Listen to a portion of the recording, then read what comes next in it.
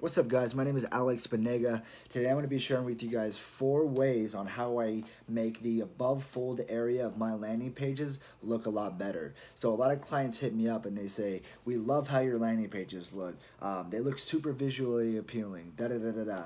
And I take 4 steps that I've learned over the years to increase visual appeal for my landing pages that I do for clients or for myself. So we're going to dive straight in and I'm going to give you guys 4 steps that you guys could use to make your above the fold area of your website or your client's website pop and really look visually appealing. I came up with a key phrase like maybe a couple years ago called visual banger, and that's what I try to create when I'm designing landing pages. Something that's super clean, it's very attractive. You want to look at it, you want to stare at it. So let's dive straight into it, guys. So what you guys see here is a landing page I did a few months ago called WordRanker. WordRanker is actually another company that I own. It's for ranking for key phrases and key terms on Google. So if you guys know anybody who's looking to do that, check out wordranker.com.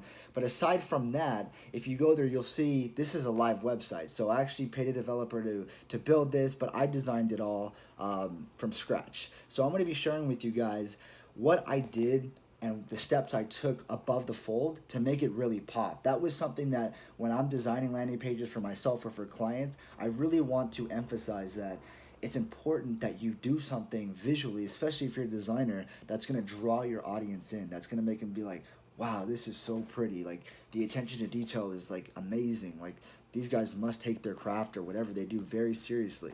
So that's why I try to create visual bangers above the fold for myself and clients. So the first thing that I do when I'm creating basically the background, because the background is actually very important. It's what everything else lies on. It's what the buttons on top of the main graphic, the heading text, the paragraph text, the navigation, the logo. All that is behind a banner. So for me, I love creating something that's a gradient. Gradients are hot right now. I'm sure you guys know it. It's on Apple. Stripe uses it. All the new shit that's on Product Hunt that comes out every day, they all have gradients in the backgrounds. But gradients, you're not just gonna be able to just pick colors and plug them in and then have it be and look cool. So let me give you an example. So if I go in here right now, all this is it's just a shape. This is a custom gradient that I spent time on and I was like playing with the colors for a bit. But if you guys just like have 2 colors here, let me go here. If you guys just have like one here, like let's just say orange to like red. Okay, that doesn't look as visually appealing as the original WordRanker. And the reason being is because the way the human eye sees things is very subtly. When we see a shimmer come across like a mirror or something, or if we look at water or something, everything's subtle and it happens in stages. It doesn't jump. If something like jumps at us, usually it's a solid color, but gradients typically blend really good. If you even think about it like a rainbow blends even from like blue to purple or red to orange. So you need to take that into account when you're doing gradients for your background colors. For this background color, if I actually double click in here, you'll notice that there are 1, 2, 3, 4, there's 5 different colors within that background color. And what I'm doing is I'm trying to get from the left bottom, I'm trying to go from orange to a lighter orange to a new color. I'm introducing yellow, and then I'm going from yellow back to that orange, so it gives this really blendy transparency feel that really is like attracting to the eye. Now you can do this for any color. If I go in here and just do this, all I'm doing is right clicking my artboard, I'm holding Option and Shift to drag straight, and if I double click into this background, I can actually change this to any color just to give you guys a feel about how any color can look good as long as you blend it pretty decently. I'm gonna go with like a lighter blue here. So now you'll see I went from like a blue, this is actually looking not good at all, but let's just say I went from like dark here to let's change the color up a little bit, from like light blue to like purple. There we go. And then from here I can just grab this color and then like something back over here. There we go.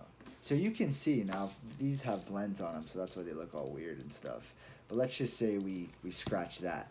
That looks pretty appealing, and the reason is it's very subtle. It's a subtle gradient, so it'll work. But if gradients aren't subtle and they're just like thrown together really fast, they tend to not look as good and polished as gradients with more than two colors on them. So that's my first step, rule, whatever you want to call it, tip.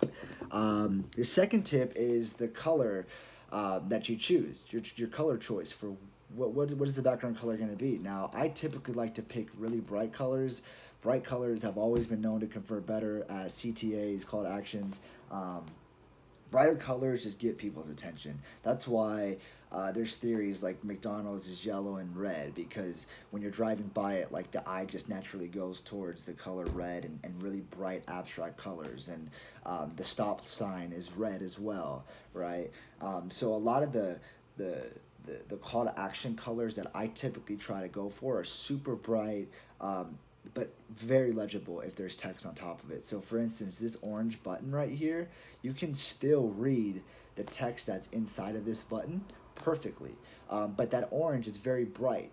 And when I remember when I was actually designing this button was originally like that color, but it stood off. It blended too much. It almost didn't look like a call to action. So I went in, I actually grabbed like one of the oranges from over here. That's another tip that I would recommend is if you're going to use colors, if you have to grab new ones, because like you're creating something from scratch, use the color picker and just grab some of the standalone colors from your gradient. That helps me out a lot, and you can see as I go down this landing page, I'm using that a lot in my design, and that literally came from coming up with the gradient first and then just using that color scheme the whole way down.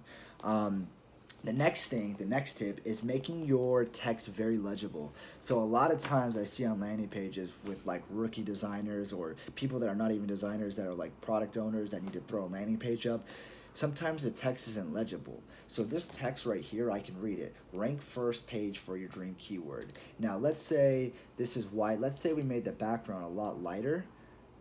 Well, let's just bring the yellow up a bit.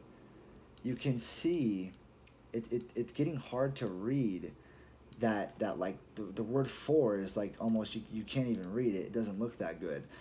So you need to make sure that your text is extremely legible and like beyond legible, in the sense that if I back out here, it's so easy to understand and comprehend what that heading is saying. So that's what I would recommend. It's just when you're designing these landing pages, make sure that every piece of text that is on that banner area is very legible. That'll help with getting your audience to understand right away what the service is. And the last thing will be, and my last tip is going to be adding a background, a very subtle background. So this landing page, after I created that gradient that we just spoke about, it had none of these charts in the background. Very subtle, but as an SEO company, you think about something rising in the rankings, traffic increasing. So a lot of that, if you go down, has the theme of charts, and this isn't supposed to be there, but graphics that show increase, so that the user who comes here can say, wow, I am looking to increase my audience on my site. So I always add very, very subtle background patterns, and I don't throw like shit together. Like you're not going to see an oval or a freaking eyeball. Like it wouldn't make sense there. But charts in very subtly in the background of my banner, it adds depth. It adds that extra step that a lot of rookie designers don't take, and I always do it. And I think that's a lot of the reason why clients come to me specifically for landing pages, is because I don't just stop at the banner and say, good to go. I can read the text, the gradient's good, we're done. I always try to see what else could I add, whether it be a background, whether it be some sort of graphic to do with the overall product, just to add some depth to what the user is seeing. So all this is a line. I just basically grabbed the pen tool. So I'll show you guys how I did this. I grabbed the pen tool and just made like very sharp corners here, right?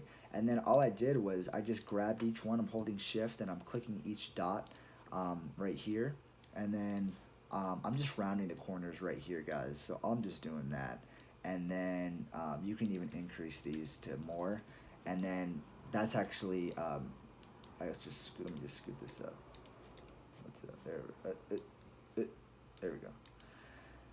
This has a gradient as well, guys. So you can see I'm dangling with transparencies, different oranges, yellows, and all that. Because like I said, you don't want the same color. It adds a lot of depth if the color is always subtly changing. So you can see right here, I'm bouncing out of 34% opacity, 97% opacity, 59% opacity. And that's how I'm doing that. And then right here, all this is a graph. So if you look at my graphs down here, I thought, well, these graphs, they indicate audiences are rising basically for that website. So why not put it in the background here? And if you go to the live site, you'll see these very subtly go in and out of transparency. And that's something I actually had to tell the developer to do, just for website interactivity. So those are my 4 tips on how to make your banner above the fold pop on your website or landing page for yourself, your client, any of that stuff. So yeah, that's all I gotta say, YouTube. I'm out of here. I'm gonna go ahead and I'm gonna give you guys this banner for free. This isn't Sketch. It's just gonna be the banner. This will probably be in PNG format, and I'm not gonna include the fonts. But if you guys take a look, you guys can have it. You guys can use it as you will. But those are my 4 tips on how to increase visual appeal above the banner area. Peace.